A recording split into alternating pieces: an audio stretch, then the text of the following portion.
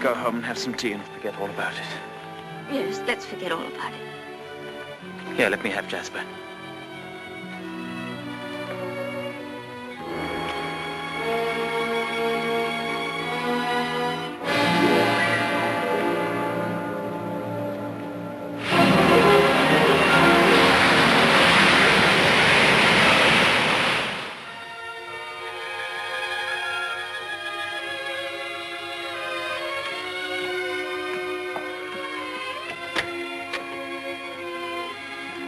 Come in. Oh, please don't get up, Mr. Crawley. I was just wondering if you meant what you said the other day about showing me the run of things. Of course I did. What are you doing now? Notifying all the tenants in the celebration of Maxim's return with his bride, this week's rent will be free. Oh, was that Maxim's idea? Oh, yes. All the servants get an extra week's wages, too. Oh, he didn't tell me. Can't I help you? I could at least lick the stamps. Well, that's terribly nice of you. Won't you sit down? Oh, yes, thank you.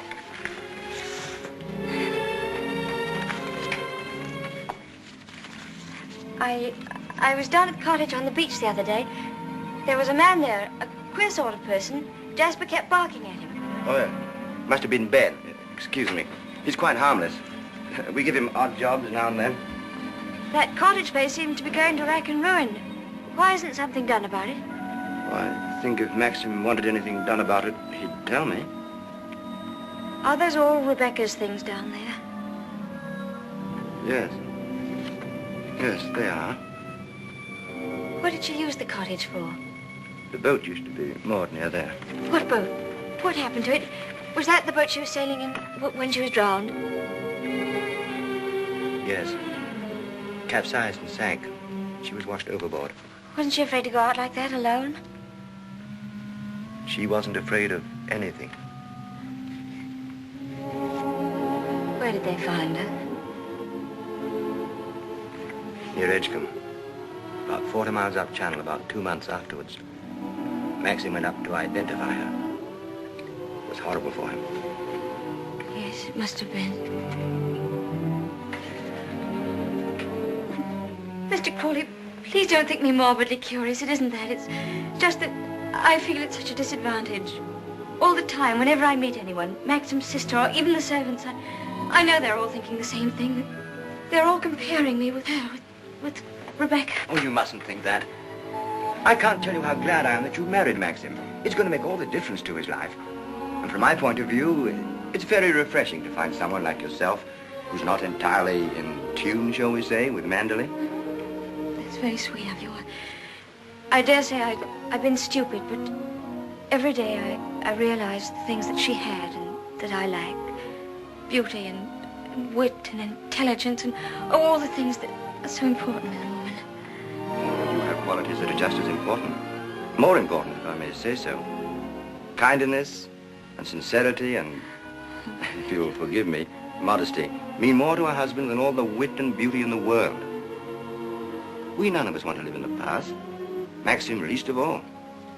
It's up to you, you know, to lead us away from it. I promise you I won't bring this up again, but before we end this conversation, would you answer just one more question? If it's something I'm able to answer, I'll do my best. Tell me, what was Rebecca really like?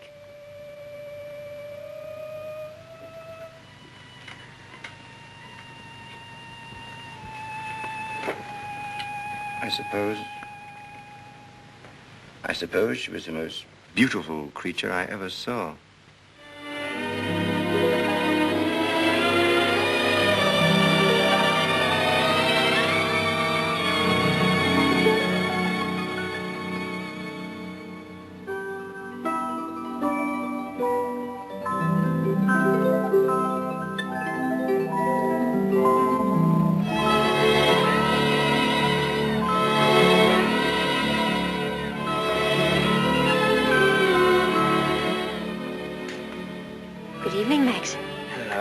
Films of the honeymoon have arrived at last. We timed, you think, before dinner?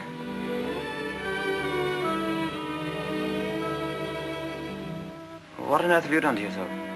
Oh, nothing. I just ordered a new dress from London. I hope you don't mind. Oh, no. Well, do you think there's something's right for you? Doesn't seem your type at all. Oh, I thought you'd like it. And what have you done to your hair? Oh, I see. Oh, dear, oh, dear, oh, dear. I'm sorry. You look lovely, lovely. That's very nice. For a change. Shall we see these pictures? Yes, I'd love to see them.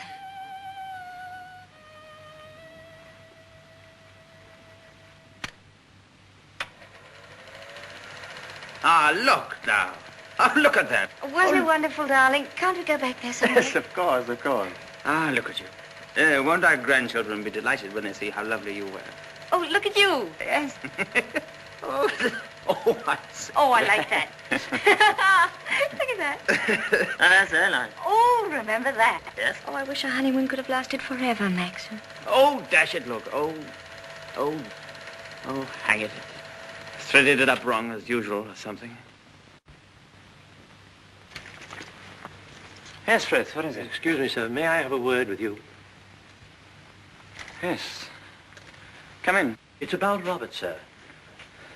There's been a slight unpleasantness between him and Mrs. Danvers. Oh, dear. Robert is very upset. Well, this is trouble. What is it? It appears that Mrs. Danvers has accused Robert of stealing a valuable ornament from the morning room. Robert denies the accusation most emphatically, sir. What was the thing, anyway? China Cupid, sir. Oh, dear, that's one of our treasures, isn't it? Well, tell Mrs. Danvers to get to the bottom of it somehow and tell her I'm sure it wasn't Robert. Very good, sir.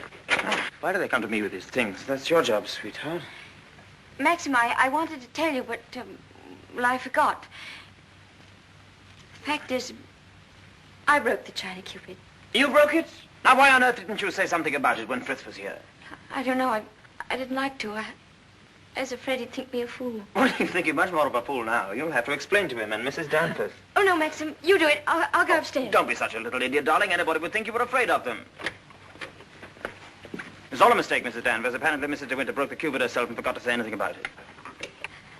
I'm so sorry. I never thought that I'd get Robert into trouble. Is it possible to repair the ornament, madam? No, I'm afraid it isn't. It was smashed into pieces. What did you do with the pieces?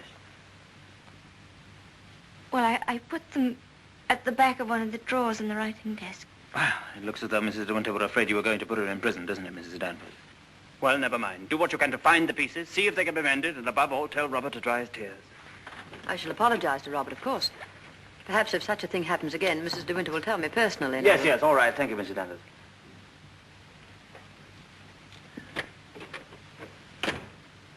Well, I suppose that clip will hold all right. I don't know.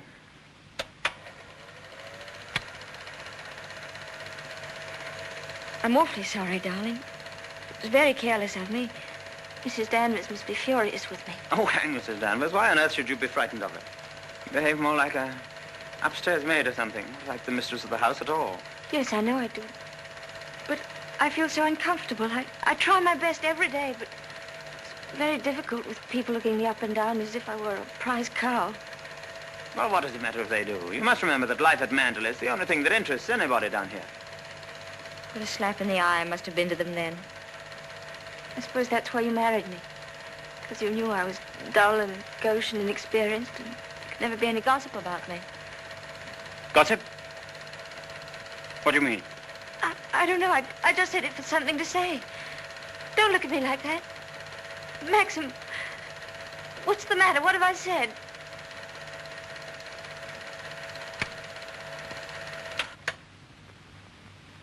Wasn't a very attractive thing to say, was it? No. It was rude, hateful.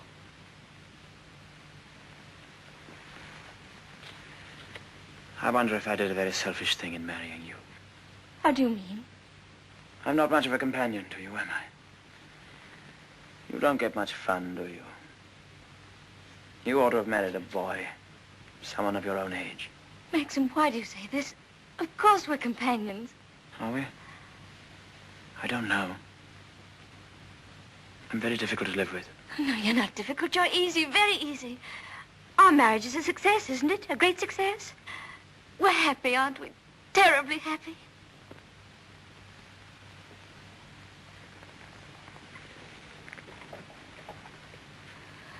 If you don't